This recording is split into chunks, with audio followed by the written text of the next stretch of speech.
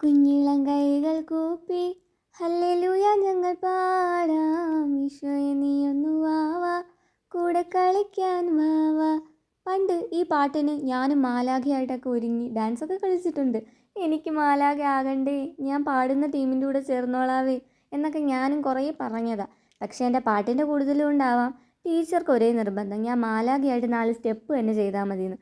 അതിൽ 3 ഞാൻ തെറ്റിക്കുകയും ചെയ്ത്. ടീച്ചർക്ക് എന്നോട് ശരിക്കും സ്നേഹമാണോ വെറുപ്പാണോ എന്ന് തന്നെ എനിക്ക് തോന്നിപ്പോയി.